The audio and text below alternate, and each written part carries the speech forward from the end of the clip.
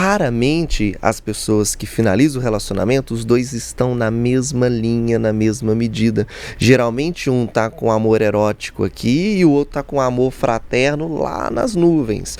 Então, aí é muito mais fácil por um lado, tipo assim, agora nós somos amigos, porque eu te vejo como um amigo, mas o outro ainda tem desejos. No caso seu e do seu marido, ali os dois estavam na mesma etapa de temos o quê? Amor fraterno um pelo outro. E durante muito tempo permaneceu esse amor fraterno.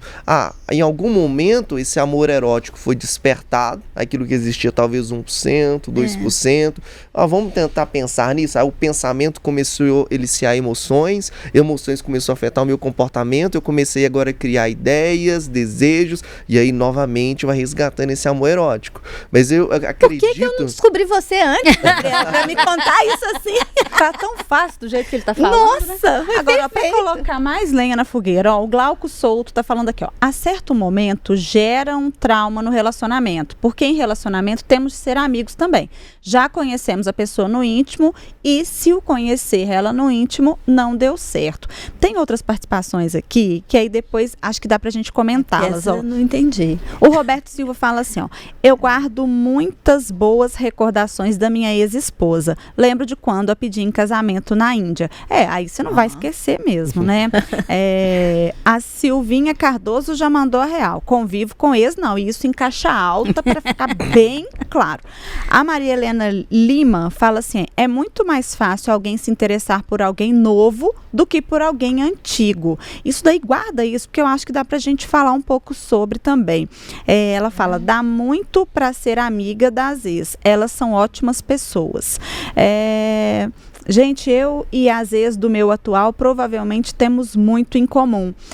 Não, vamos parar já para comentar aqui, porque a mesma pessoa trouxe duas coisas que tem muito a ver, né? Isso dela ter muito em comum, né? A ex ter muito em comum com as atuais faz sentido porque tem um padrão de relacionamento às vezes, né? Então, assim, eu gosto de pessoas que gostam de X, Y, Z. Se essas pessoas se juntarem numa sala, são amigas. Sim, às vezes até são mesmo, né? Belo Horizonte acontece muito. Ovo Horizonte, pequeno, né? E aí, assim, acho que isso faz sentido e talvez até torne complexo conviver com eles também, né? Quando... sei lá, a atual olha e fala, nossa, que galera interessante ali, que tá de ex. Cara, eu posso só dar um depoimento aqui, foi meu aniversário, né, recentemente, no final de abril, eu comemorei. E aí, um ex-namorado meu foi o Rayan. E aí, eu já até falei do Rayan aqui em um outro momento e tal. E aí, o Rayan foi, e aí, a hora que nós fomos embora e tal, e aí meu pai falou assim, o Anderson não liga? E eu falei, gente, por que o Anderson ia ligar, né? O Anderson, meu atual namorado e tal. Falei, por que o Anderson ia ligar, né? Porque assim, o Rayan é uma pessoa ótima. Eu tô apresentando pra ele uma pessoa ótima, dele conviver. Por que ele ligaria de eu ter um amigo ótimo para apresentar para ele? Também tem a ver um pouco com os traumas e as vivências dessa pessoa, né? Sim. Imagina, vamos supor que eu já fui traído no passado. E aí eu começo a me relacionar com a Thalita. E aí a Thalita, a gente vai para um evento onde tem o ex dela. E isso desperta um gatilho em mim exatamente de um trauma que eu tive no passado. Então eu vou projetar nela um ciúmes que não está bem resolvido, que é uma ferida em aberto. Agora, outras pessoas que são muito bem resolvidas, têm uma autoestima elevada, esse aqui é meu ex. Não, e aí, cara, como que você tá? Tudo jóia? Porque ele não é uma ameaça, porque eu me sinto bem e sei que o nosso relacionamento é maduro. Às vezes ele até pode ser uma ameaça, mas a pessoa se sente tão segura que ela nem quer saber, ela prefere não saber. E eu acho que são muitas variáveis, a gente pode dizer assim, muitas variáveis definem tanto essa condição de ter ou não uma amizade com o ex, né? E elas têm que ser consideradas, né, Gabriel? Elas precisam ser consideradas para essa tomada de decisão. Porque senão a gente vai ter ali relacionamentos muito instáveis. Sim. Agora, duas perguntas que eu vi do rapaz, eu acho que eu entendi que a pergunta dele foi aquele relacionamento que teve intimidade, como pode ter um relacionamento fraterno pós ter essa intimidade? Como é que eu posso ser amigo de alguém? Eu fiquei um pouco na dúvida. Eu acho que acredito que foi isso. Pode cantar. Vai lá. Pode ir. Poxa, a gente tava Vai, agora eu vou de novo. Não, você tem que me avisar. Bom, como é que eu posso ser amigo de alguém que eu tanto amei? Responda, por favor. Como? Então, como, né? Como ser amigo de quem eu tanto amei e tive intimidade.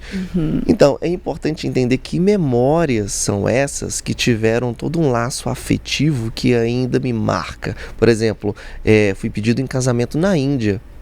Isso marcou para essa pessoa. Como esquecer? Como esquecer isso? E quanto esse sentimento ali vai se perder dentro desse processo para se tornar totalmente fraternal. Tem coisas que não vai acontecer. Tem pessoas que vão falar para mim assim dentro do consultório: nossa, eu envolvi com fulano de tal e ele era uma pessoa tão fantástica, tão incrível, a gente se relacionava de uma forma que eu nunca me relacionei com ninguém. Ela tem memórias tão profundas que como essa pessoa vai conseguir ser amigo de alguém que o peito ainda arde, que ainda existe esse amor erótico? E tem uma outra questão, né, Gabriel? Porque assim, geralmente relacionamento tem uma carga de promessa, né, de falar, vamos casar, vamos ter filho, vamos ter casa. E às vezes abrir mão de um relacionamento é abrir mão do futuro. Então, assim, antes de ser amigo de uma pessoa, você tem que processar todo esse futuro que você não vai ter, né? E aí, como é que faz isso? Onde você joga isso, né? Onde você joga o seu futuro? Que você cresceu. Não é mais só o fim de um relacionamento, é o fim de uma vida, né? Porque eu sonhei, eu projetei, é os meus filhos, é minha casa, aquela viagem incrível que a gente ia fazer. Então, uma parte de mim também morre. E eu preciso agora me reconstruir novos sonhos, novas visões, para que realmente eu possa desvencilhar dessa pessoa. Não é só uma pessoa, mas é tudo que um dia eu já fui com essa pessoa. Vai para além, vai parte de você, tá nessa história.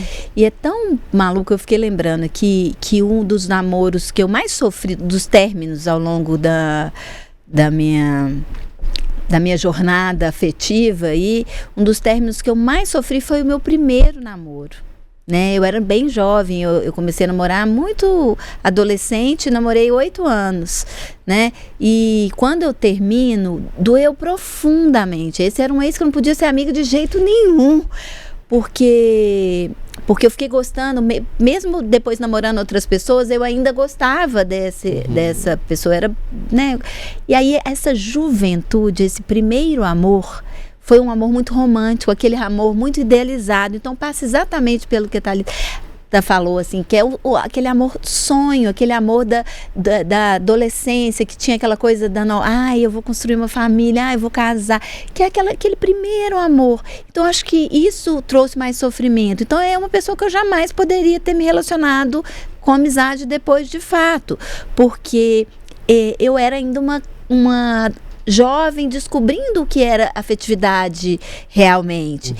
E eu acho que isso tem uma importância muito grande, você poder viver cada fase.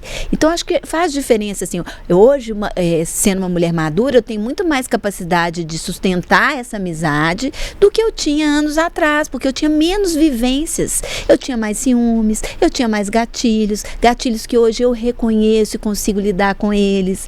Então isso tudo, eu acho que são variáveis importantes. A fase que você está na sua vida, para além da idade também, a fase que você está na sua vida, né? Tá pronta? Você tá pronta naquele momento? Né? Porque mais do que o outro, diz muito sobre você mesmo.